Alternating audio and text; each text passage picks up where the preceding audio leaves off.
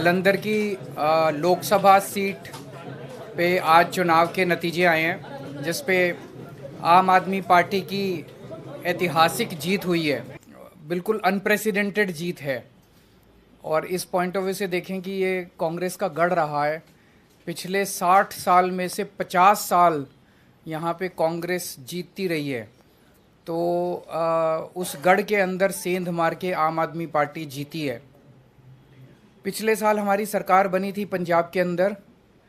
1 साल बाद के बाद ये चुनाव हुआ।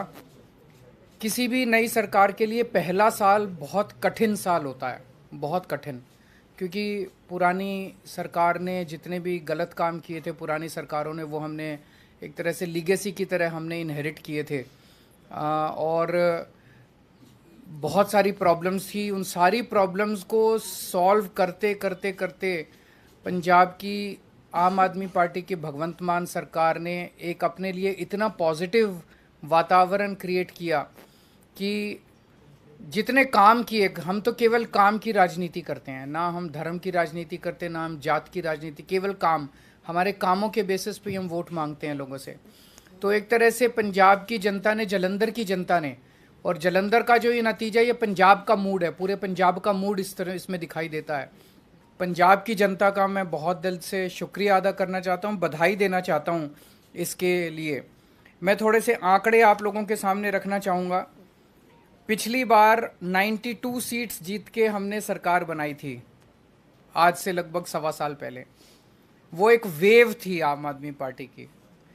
उस वेव में भी जालंधर की लोकसभा सीट में 9 विधानसभाएं आती हैं।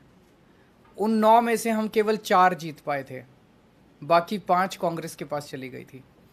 तो ये इतना ज़बरदस्त कांग्रेस का गढ़ माना जाता है कि 9 में से 4 ही हम जीत पाए। उस वेव के अंदर भी 5 सीट कांग्रेस जीत गई। आज उस 9 में से 7 सीटें आम आदमी पार्टी जीती है।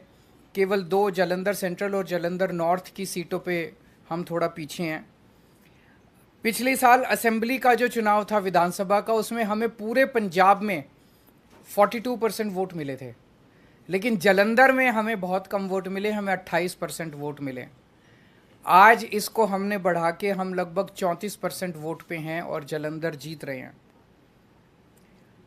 पिछले बार असेंबली चुनाव में 4 विधानसभाएं ऐसी थी, शाहकोट, आदमपुर, फिलौर और जालंधर नॉर्थ, जहाँ पे हम तीसरे नंबर पे थे। आज इन 4 में से 3 सीटें हम जीत गए हैं और 1 सीट पे हम सेकंड नंबर पे हैं।